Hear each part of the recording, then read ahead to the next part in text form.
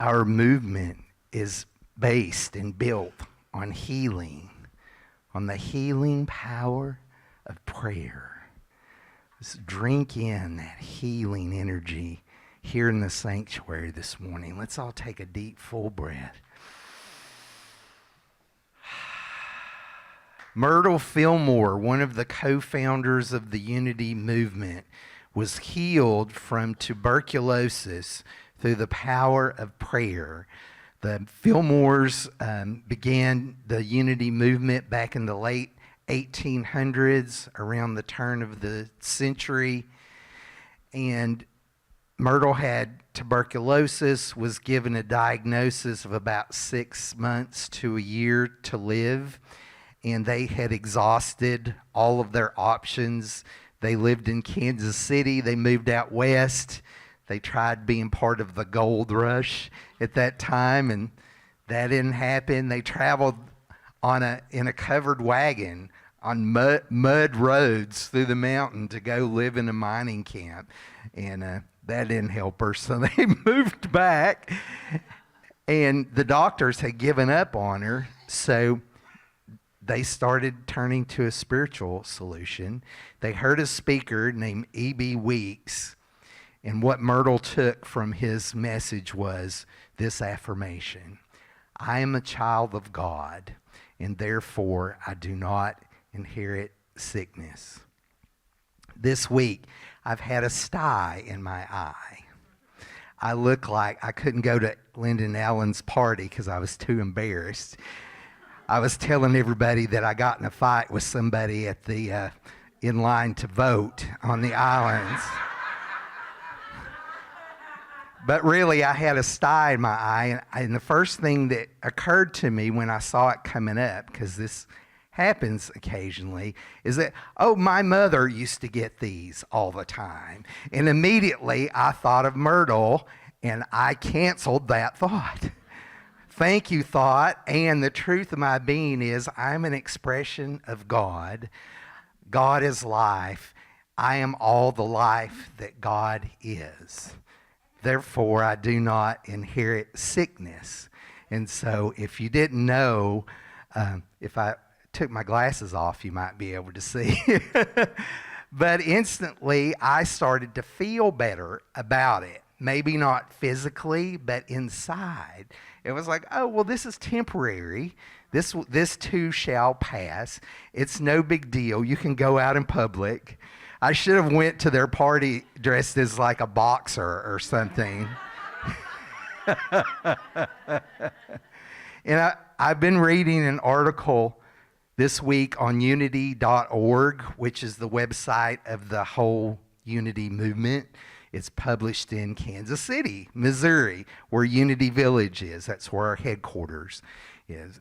And if you're on our Telegram channel, I sent the link to this article out this week. And I was so inspired by the article that I wanted to share some highlights from the article with you today. It was written by Angie Olson, who's the Chief Marketing Officer at Unity Village. And she did all the heavy lifting for us this morning. She went through Myrtle Fillmore's Healing Letters. It's a book, a compilation of Myrtle's letters that she wrote for two people asking her for prayer. Because once the word got out that Myrtle Fillmore apparently had healed herself with the power of prayer, other people wanted to know, well, how did you do this? So they would write letters to her. We didn't have email back then. And she would write letters back. And there's 2 books that are published of her letters. How to Let God Help You, which we studied a few weeks ago. And this week we're looking at Myrtle Fillmore's Healing Letters. And in the article I was talking about, the author gives 5 different approaches to healing. I'm kind of calling them 5 steps to healing, but you don't have to do them in any order. But here are some ideas to help you if you're feeling the need for healing in any area of your life. And the very first point is unite all areas of your life. So I'm going to share with you some quotes from the book, Myrtle Fillmore's Healing Letters this morning. In the first quote, daily declare that your spiritual life and world, your mental life and world, and your physical life and world are unified, and that you are expressing harmoniously the ideas of the Christ mind on these three planes. So, if you've ever heard me share about the idea of thinking about God as a divine mind, you will remember that there are three aspects of this mind, three different ways of creation. So when we talk about divine order and unity, it's not blind faith. It's a process through which the mind creates or ideates or expresses in the world. So think about the idea that you and I and everything in the world are ideas held in the mind of God or released from the mind of God. And the way that the process, the nuts and bolts of how that works, this is the one spiritual law. This is a way of describing the one principle of which all other principles are variations, is mind, idea, expression. So there's the mind, the source of all. Then there's the idea that comes from the mind. And then there's the expression or the manifestation of the idea. So when Unity talks about the Trinity, Father, Son, Holy Spirit, Mother, Child, expression, mind, idea, expression. This is how we metaphysically interpret the Trinity. So this is on the absolute realm where there's no opposites. God is all good, eternal, everlasting, and boundless. But in the relative reality in which we live, the correlation between mind, idea, and expression that we represent is spirit, soul, body. So these are the three aspects of humanity: spirit, soul, body. So the Spirit, the Holy Spirit, is the spark, the divine spark of the one that we all are. Then the soul is the vehicle through which the spark or the idea takes expression. And when we talk about the soul in Unity, we're not talking about our everlasting soul. We're talking about our personality, our thoughts, and our feelings. So the everlasting, eternal, unending part of us is the Spirit, the divine spark that expresses through the personality, the thoughts, and the feelings. And then we have the experience in the physical realm. So when Myrtle talks about we should harmonize or unite the three different aspects, she said spiritual, mental, and physical. I would say it spiritual, mental, and emotional, and physical. So Charles Fillmore, her husband, told us that love is the harmonizing power. It's the attracting power. All week long, I have been affirming that I am the harmonizing and attracting power of the universe in expression. And then this morning, the room is full of people. That's no mistake. It's like I sent out this vibration. Y'all resonated with the vibration, and then here you are this morning. Try this for yourself and see how this works. Pick an affirmation, something that you want to experience, and radiate it out. But what she's emphasizing here is that we must do it on all three levels, right? So I can say, well, I have this thing going on with my eye here, but if all I did was put cream on it or eye drops in my eyes. And then I kept holding the thought like, this thing is never going to go away. This is really bothering me. I'm so embarrassed by this. Like whatever stupid little thought is wanting to nag at me, then I'm not harmonizing all three together. And have I spent any time in the silence, in the stillness, realizing the truth of my divine nature? So we have to do all three of those together. I think it's interesting. How many has ever heard of Unity magazine before? So Unity just bought the Spirituality and Health magazine, and they have combined it with the Unity magazine. So we just had our first issue of that. It's called Spirituality and Health, a Unity publication. So not only now do we have a Unity magazine that has spiritual inspiration in it, it also has mental, emotional, and physical inspiration as well. So here we are physically in this relative realm, uniting the spiritual, the mental, emotional, and physical all together. And one of the things, now, when I'm going to talk about vegetarianism. I'm not advocating for or against, and I'm not going to tell you whether I'm a vegetarian or not. I am not taking sides. Just so that's clear before we continue. Charles and Myrtle Fillmore had the first vegetarian restaurant in Kansas City.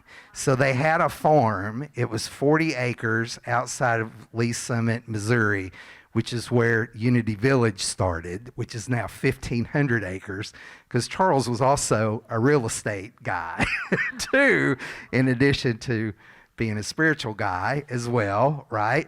So they had this Unity farm, 40 acres. They grew food, vegetables. They had chickens. They sold the eggs. They had cows. They sold the milk from the cows. And they were having a barbecue one time, a little party at the village. And the urban legend around this is Charles took one of the steaks from the grill and nailed it to a tree. He was kind of an interesting fella. So he was kind of out there a little bit. So even from the beginning of Unity, they were thinking about not only stuff like vegetarianism, but they were building the village to be self-sustaining. So there's 2 lakes that were not made by nature, that were made by people. They were going to generate their own power. If anybody has ever been there or seen a picture of Unity Village, the iconic tower, there's a water tower inside of that. So the fountains used to be the cooling system for all of the buildings. So right from the start of Unity, we were all about sustainability, about being kind to the planet, and harmonizing, unifying all 3 aspects of our nature. So I could talk all morning on all 5 points here, but I'm going to try to keep the rest of it short. So her second point after unite all areas of your life is have faith that you can be healed. Remember when Jesus healed people, a lot of times the stories that we have of him healing people, he asked them first, do you want to be healed?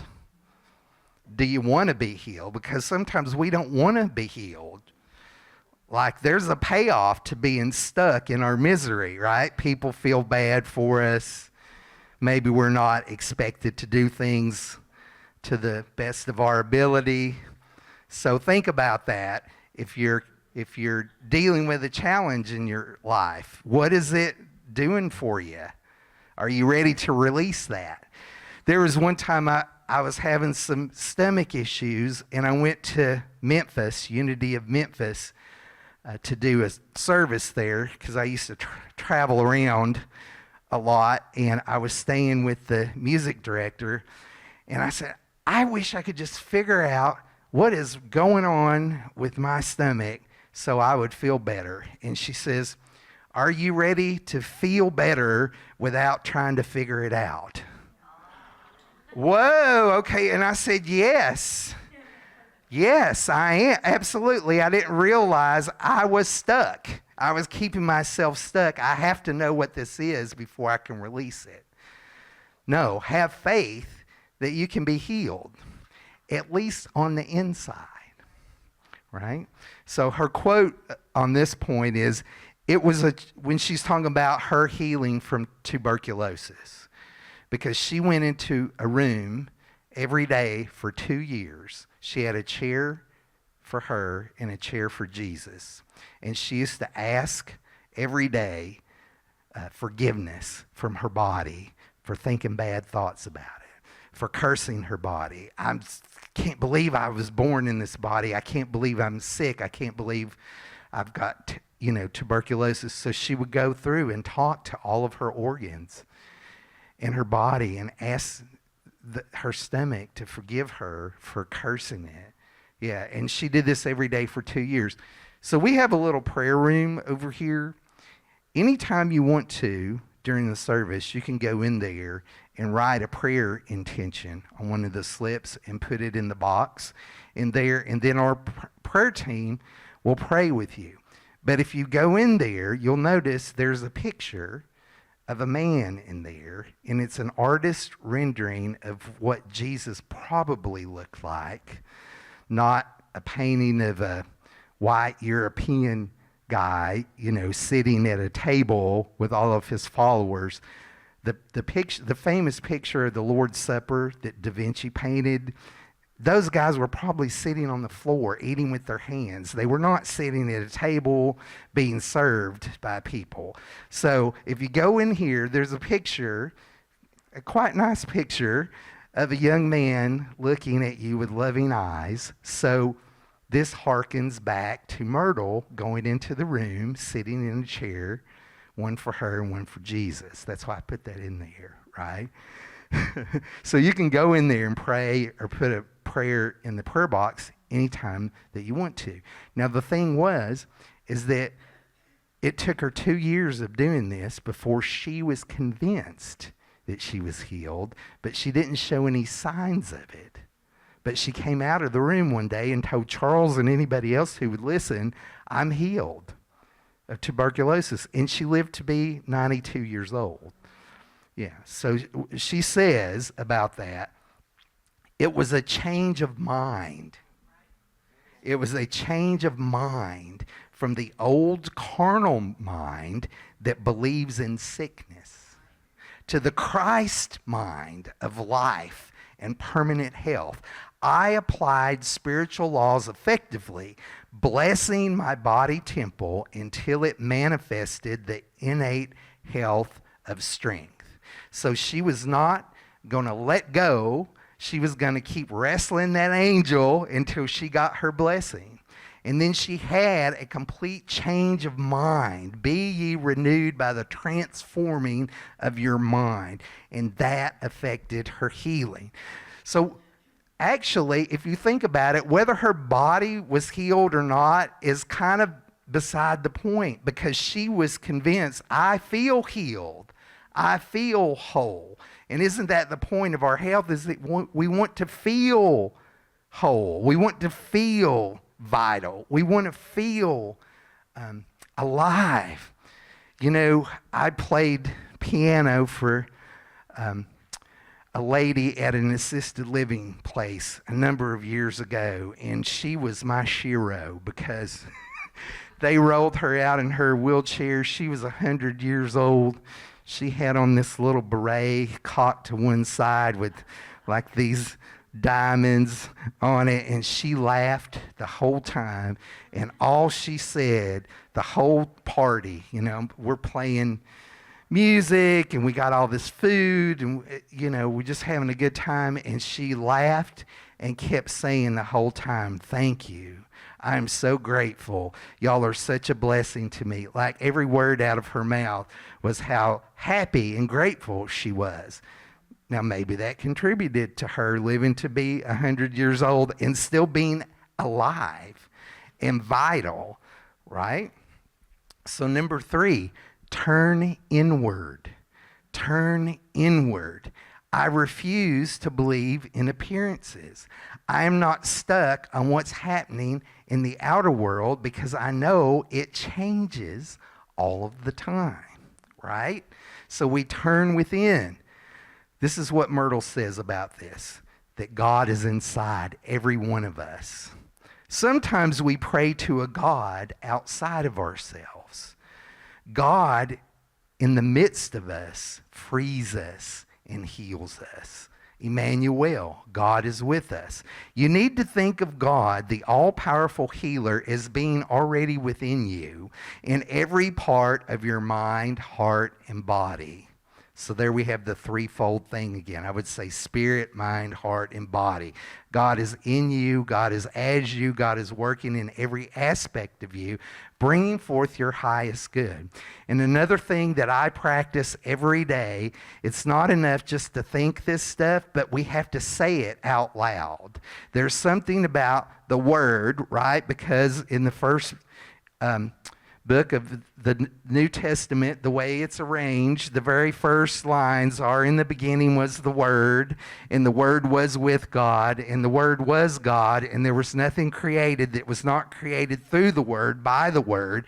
So when we speak our word, we are claiming our power. We are bringing things forth into manifestation. And it's kind of like a loop, because the more that I think it, the more that I say it, the more that I think it. And the more that I think it, the more that I say it. And the more that I say it, the more that I think it. I'm sounding like Esther Hicks. But that's the way it works. We can reprogram our brain. Yes. And we are doing it, right? Speaking the word aloud will work wonders in your life. You should not go a day without speaking the truth of your being, without speaking the principle into expression. I am all that God is. It's very simple. I am alive with the Spirit of God. I am all that God is, expressing as the truth of me. And especially when you don't believe it, that will help you to shift into the place that you want to be. And so she goes on to say, be optimistic. Prayer is an exercise to change our thoughts and our living habits. When some of our thought energy is expended in negative beliefs and feelings, we get those old negative results. So try to think positively, but don't ignore your unpleasant feelings. I always have to put this in because we don't want to do what's called the spiritual bypass, right? We wake up, we feel terrible. Oh no, everything's fine. Have you ever seen a person that just looks like they got hit by a bus? And you say, how are you doing? I'm fine.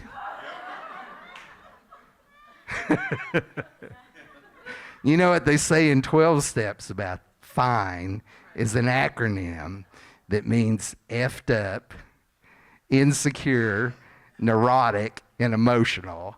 Oh, I'm fine.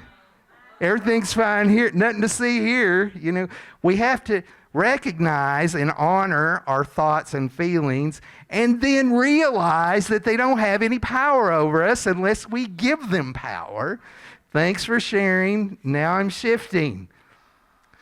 I don't have to listen to that anymore. Maybe it's the voice of your mother. Maybe it's the voice of your preacher that you grew up with. Maybe it's the voice of your choir director in high school that said, you can't sing, stop trying. Whatever it is that's in there, thank you. I'm not going to squelch it. I'm not going to try to ignore it. I'm not going to pretend it's not happening. Okay, I feel bad today. Well, maybe I'll just feel bad. Maybe I'll just see how it feels to feel bad. Let me just be centered in it for a moment. And then we start to use our affirmations. Then we start talking to ourselves. Then we start writing things down. Then we try to shift to the positive. We teach that there's a negation and an affirmation when we use our affirmative prayer. So we negate the unreal and we affirm the real. And so her last note, and this is the one that I have worst trouble with, and I'm changing my thought about that. I'm doing this better every day, and every way I'm getting better and better. I rest every day. Rest every day. It's okay to take a nap. Your self-worth is not attached to how much you can accomplish in one day, because you're going to end up having a shorter life and an unhappier life and a more stressful life, and nobody's going to like you. There's a reason that God rested on the seventh day, right? Whew, I did a lot this week. I need to rest, right? So just think about this. The whole story of creation is 7 days. God rested on the seventh day, right? Well, let's say you just take that Sabbath out of there. Let's just say we're going to take out the seventh day.